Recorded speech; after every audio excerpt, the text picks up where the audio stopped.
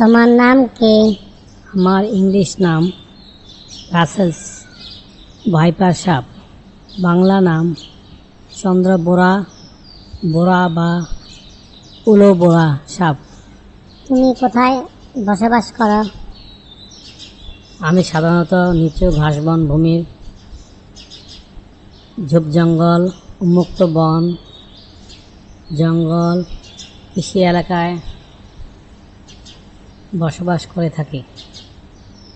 মানব সমাজের বসতি এড়িয়ে চলি, তাই আমার মানুষের সাথে মুখোমুখি হওয়ার সম্ভাবনা খুব কম থাকে।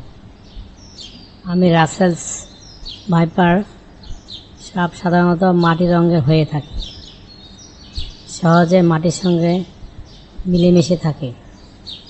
তাই যখন কেউ খেয়াল করে না আর যখন আমার খুব কাছাকাছি চলে আসে তখন আমি ভয় পেয়ে আক্রমণ করে বসি।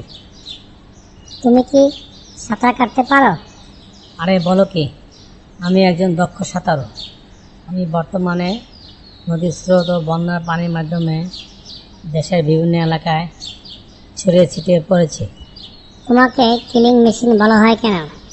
রাসেলস ভাইপার বিশ্বের দ্বিতীয় ভয়ানক বিষধর সাপ, যার কামড়ে অল্প সময়ের মধ্যে মানুষের মৃত্যু হয়।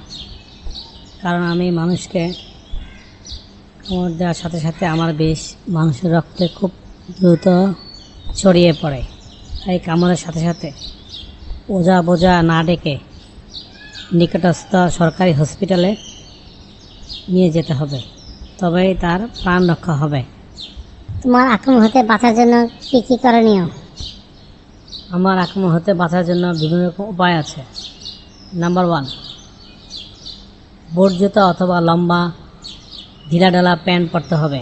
নাম্বার 2, লম্বা ঘাস ঝোপঝাড় কৃষি এলাকায় হাঁটার সময় সতর্ক অবলম্বন করতে হবে। নাম্বার 3, রাতে চলাফেরার সময় সর্বদাই টর্চ লাইট ব্যবহার করতে হবে। বাড়ির চারপাশ পরিষ্কার পরিচ্ছন্ন রাখতে হবে। নাম্বার 4, বেজি, বনবিড়াল, মেছো বিড়াল, গুইসাপ, বাগদাস, গন্ধগোকুল, তিলা, নাগ, ঈগল, সারস, মদনটাক পাখি রাসেলস ভাইপার সাপ খেয়ে থাকে, তাই তাদেরকে না মেরে সংরক্ষণ করতে হবে। তোমরা কি খেয়ে বেঁচে থাকো? বাংলাদেশের মানুষদের মনে রাখা প্রয়োজন, আমি রাসেলস ভাইপার বন্যপ্রাণী সংরক্ষণ ও নিরাপত্তা আইন অনুযায়ী একটি সংরক্ষিত প্রাণী। আমি ইঁদুর খেয়ে থাকি।